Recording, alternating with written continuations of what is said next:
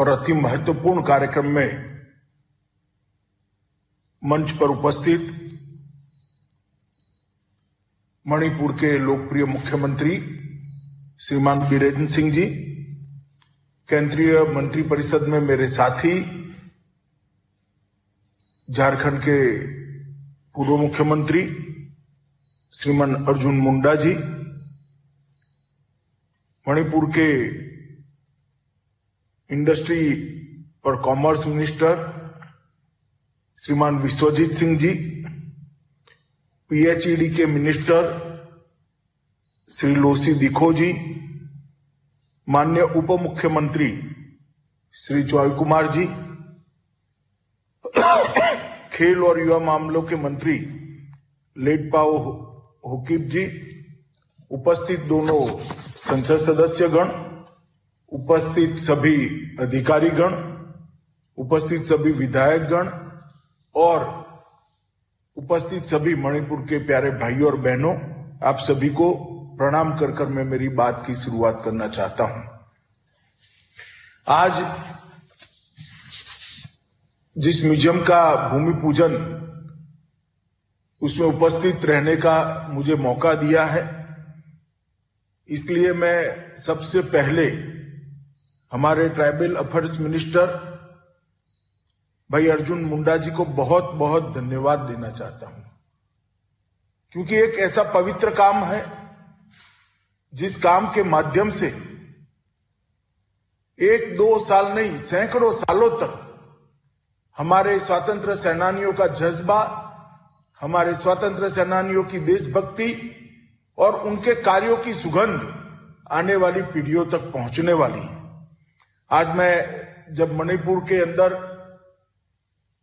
ये tribal museum स्वतंत्र सेनानियों का बन रहा है, उस वक्त मणिपुर के सभी स्वतंत्र सेनानियों को आदरांजलि श्रद्धांजलि देना चाहता हूं। पूर्णा ब्रजवासी, युवराज तिकेंद्रजीत, जनरल थंगल, निरंजन सुबदर, चिराई थंगल, महाराज कुलचंद्र सिंह, जोदोनांग, रानीमा, हिजाम इराबोत सिंह, ऐसे कई स्वतंत्रता सेनानियों ने मणिपुर के इस प्रदेश के अंदर अंग्रेजों के खिलाफ लड़ाई लड़कर अपने देश का परचम ऊंचा करने का काम किया था। मैं इस बात से भी बहुत बहुत अपने आप को गौरवान्वित समझता हूं कि अभी मैं अंडमान निकोबार गया था। वहां पर जब विजिट के पहले वहां की सारी पहाड़ियों का इतिहास में पढ़ रहा था, तब मुझे मालूम पड़ा कि माउंट हैरियट के पहाड़ी पर, जो हैरियट एक अंग्रेज के नाम से जाना जाता है, वहां पर मणिपुर के महाराजा कुलचंद्र सिंह और उनके सेनानियों के, उनके साथियों के, वहां के महामात्य को सालों तक कैद रखा गया था और काला पानी की सजा दी थी।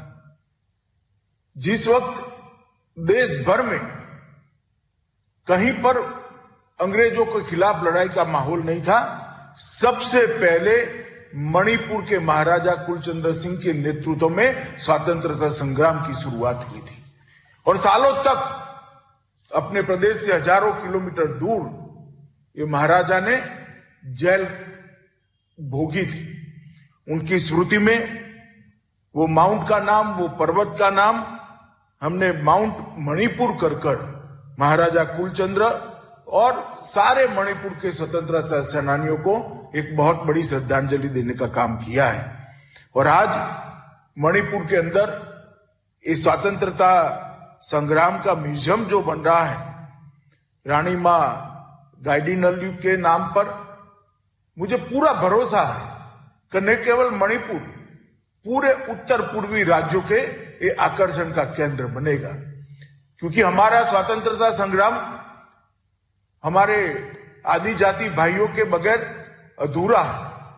अधूरा ही नहीं, बल्कि एक प्रकार से देखें तो सबसे ज्यादा तकलीफें उठाकर अगर किसी ने स्वतंत्रता संग्राम के अंदर बलिदान दिए हैं तो हमारे ट्राइबल समाज के, हमारे आदिजाति समाज के स्वतंत्र संग्राम के नेता थे और उनकी याद में उनको चिर स्मरण करने के लिए ये जो म्यूजियम बन रहा है, ट्राइबल म्यूजियम बन रहा है, मुझे भरोसा है कि यहां से सालों तक देशभक्ति की प्रेरणा हमारे युवा लेते रहेंगे। मित्रों, आज ये वर्ष हमारे आजादी का अमृत महोत्सव का वर्ष। हमारी आजादी को 75 साल होंगे और अभी अभी देश के सम्माननीय प्रधानमंत्री जी ने 15 नवंबर को धरती आबा भगवान बिरसा मुंडा की जन्म जयंती के दिन हर वर्ष 15 नवंबर को जनजातीय गौरव दिन के रूप में मनाकर देश की संस्कृति की रक्षा के लिए और देश के स्वतंत्रता के लिए जो आदिजाति समाज का योगदान है, वो योगदान को गौरव प्रदान करने का काम किया है। और चूंकि इस वर्ष आजादी के 75वां वर्ष है, इसलिए ये पूरा सप्ताह 15 से लेकर 22 तक का हम यहाँ पर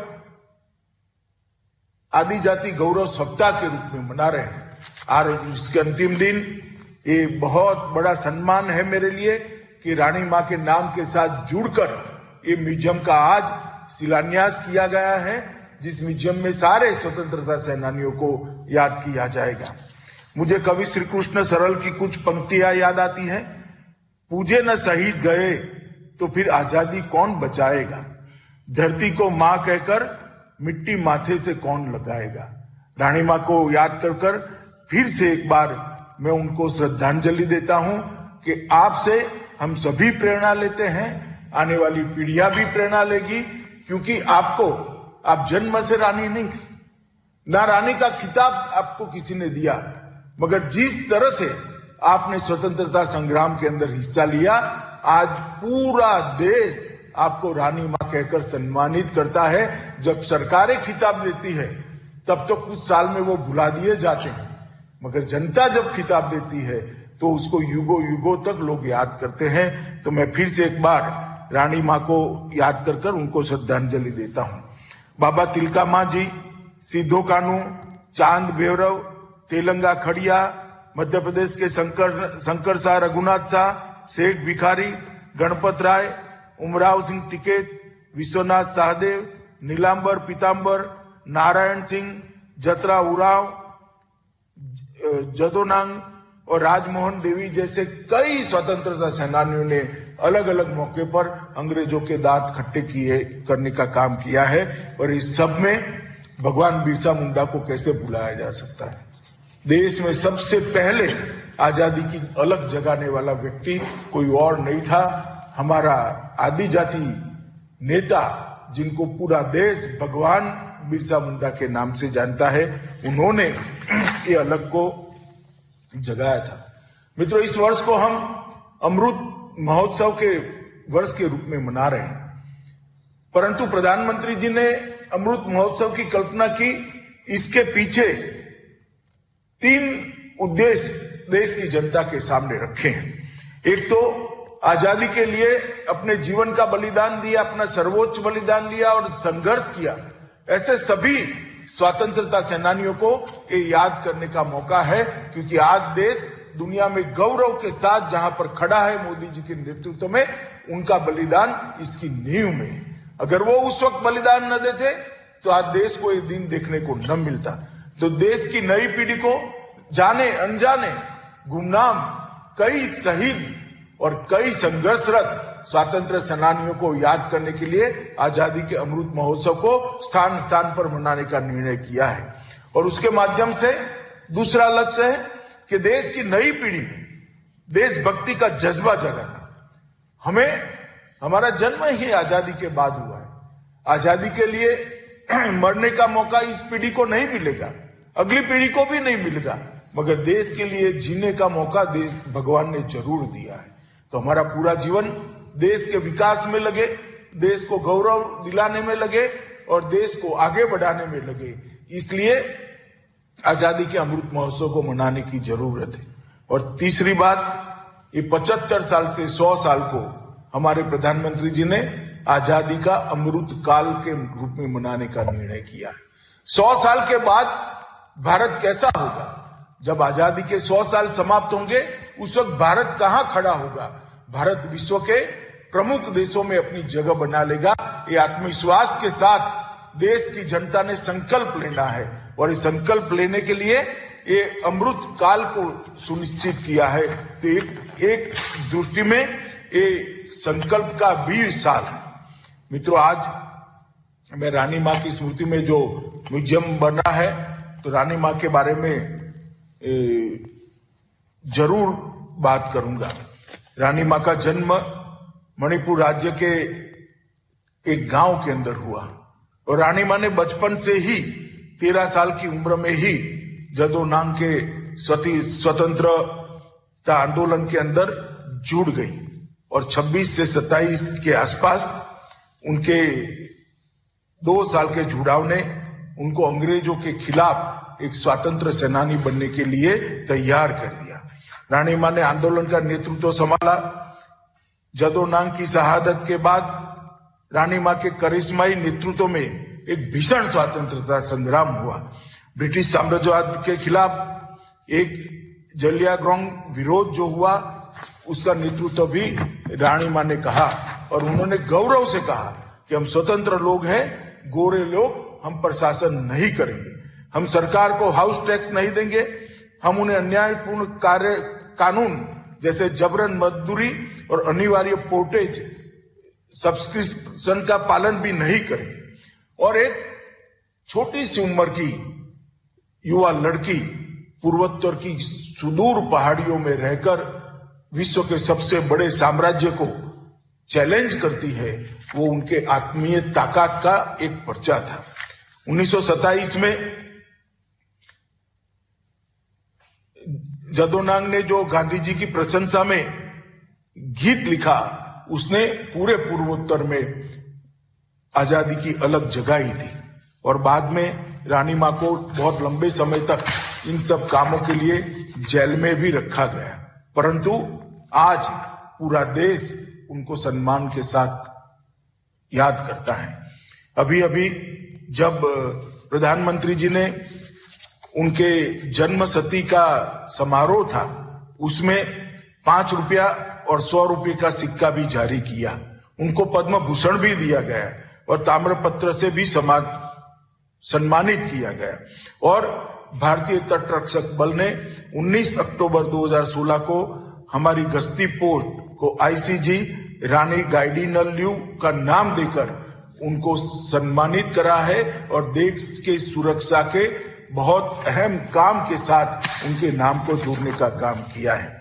मित्रों, देश भर में ये जो जनजातीय स्वतंत्र सेनानी संग्रहालय बन रहे हैं, मैं मानता हूं इससे हमारे पूरे समाज को एक करने में हमें बहुत बड़ी मदद मिलेगी, क्योंकि शहरी क्षेत्र में जो लोग रहते हैं, जहां जनजातीय आबादी नहीं है, वहां की देश की जनता को मालूम ही नहीं है कि जनजातीय समाज ने देश की आजादी के लिए कितना बड़ा संघर्ष किया है, कितने उच्चतम बलिदान दिए। हमारी संस्कृति को समाहित करने के लिए, उसको संरक्षित करने के लिए, उसको संवर्धित करने के लिए कितना बड़ा योगदान जनजातियों का है, वो उनको मालूम ही नहीं है। इसलिए 15 अगस्त 2016 को देश के प्रधानमंत्री श्री नरेंद्र मोदी जी ने एक निर्णय घोषित किया था कि सरकार अलग अलग राज्यों में ऐसे जनजातीय स्वतंत्र सेनानियों के संग्रहालय बनाएगी ताकि आने वाली पीढ़ियां जान सके कि हमारे आदिवासी भाई, हमारे जनजातीय भाई बलिदान देने में हमसे भी आगे थे। और सरकार ने इसके लिए 195 करोड़ की राशि आवंटित की है, उसमें से 110 करोड़ की राशि जारी की जा चुकी है। गुजरात, झारखंड, आंध्र, छत्तीसगढ़, केरल, मध्य प्रदेश, तेलंगाना और मणिपुर, इसके अंदर ये संग्रहालय बनने वाले हैं। मणिपुर का संग्रहालय भी 15 करोड़ की बहुत बड़ी रकम के लागत से बनने वाला है, परंतु मैं मानता हूं कि इससे पूरे उत्तर पूर्व के जनजातीय क्षेत्रों में फिर से एक बार देशभक्ति की चेतना जागृत करेंगे।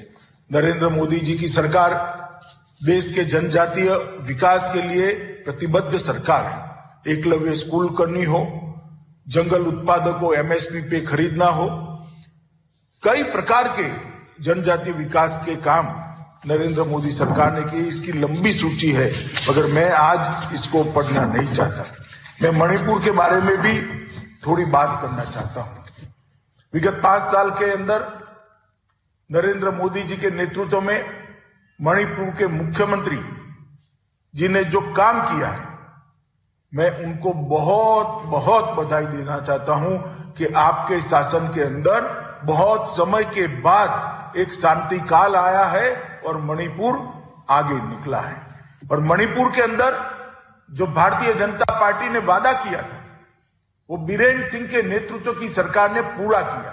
हमने कहा था अब कोई हड़ताल नहीं होगी, हमने कहा था अब कोई बंद नहीं होगा, हमने कहा था अब कोई ब्लॉकेड नहीं होगा। और तीनों वादे हमारे 5 साल पूरे हो गए, ना हड़ताल हुई है, ना बंद हुआ है, ना ब्लॉकेड हुआ। एक जमाने में मणिपुर के अंदर कई सारे हथियारी ग्रुप आते थे, आतंक मचाते थे, और देखा जाता था कई मामलों में शासन भी उनके साथ लिप्त है। मगर बीरेन सिंह के शासन के अंदर लॉ एंड ऑर्डर की सिचुएशन मणिपुर की जस की तस रही है। इसके अंदर बहुत बड़ा सुधार किया। जो हमने सोचा था इसी प्रकार की लॉ एंड ऑर्डर की सिचुएशन बीरेन सिंह जी ने आगे बढ़ाई है। मैं उनको बहुत मन से साधुवाद देना चाहता हूं। और एक और 70 साल का मणिपुर का विकास और एक और 5 साल में नरेंद्र मोदी और बीरेन सिंह के जोड़ी ने जो विकास किया है उसको रख दे तो मुझे भरोसा है कि हमारे शासन के 5 साल का पलड़ा जरूर भारी होगा और 70 साल के विकास पर हमारा 5 साल का विकास भारी पड़ेगा। मणिपुर के अंदर ढेर सारे काम हुए, खेल यूनिवर्सिटी बन रही है, मणिपुर के अंदर नया विधानसभा भवन भी बनकर तैयार है, प्रधानमंत्री जी इसका उद्घाटन करने वाले हैं। मणिपुर के अंदर लॉ एंड ऑर्डर की सिचुएशन ठीक हुई है, मणिपुर के अंदर इंफ्रास्ट्रक्चर के ढेर सारे काम हुए हैं और पहाड़ के गांव विशेषकर जो चोटियों पर बसे हैं उनको पहली बार अनुभव आ रहा है कि कोई केंद्र सरकार, कोई राज्य सरकार हमारी चिंता कर रही है। सबने इनके वोट लिए परंतु इनके विकास की चिंता नहीं थी। हर गांव में, हर पहाड़ में, पहाड़ी गांव में बिजली पहुंचाने का काम हुआ है। हर आदिवासी नागरिक को, हर मणिपुर वासी को 5 लाख तक का सारा उनका स्वास्थ्य का खर्चा आज free of cost Narendra Modi सरकार उठा रही है। सबके घर में गैस पहुंचाने का काम किया है, सबके घर में शौचालय पहुंचाने का काम किया। कई सारे पहाड़ पर नए स्कूल खोले गए हैं, पहाड़ों की कनेक्टिविटी के लिए चिंता की गई है। तो पहाड़ पर रहने वाले हमारे दोनों ट्राइब के लोगों को भी ऐसा लगता है कि पहली बार कोई सरकार ने, मणिपुर सरकार ने, केंद्र सरकार ने नरेंद्र मोदी और बीरेन सिंह जी के नेतृत्व में हमें विकास के दर्शन कराने का काम किया है।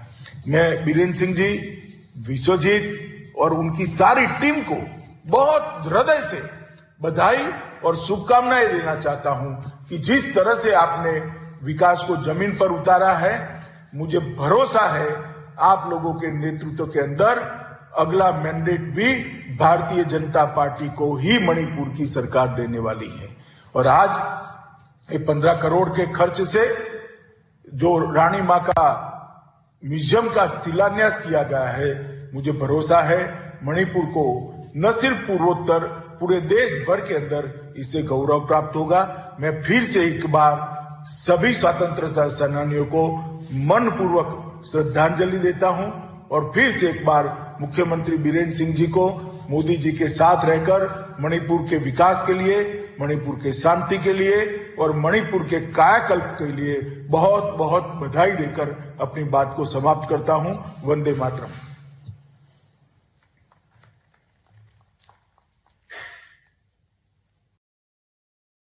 Subscribe to our channel by clicking the subscribe button. Click the bell button and enjoy the latest uploads from our channel.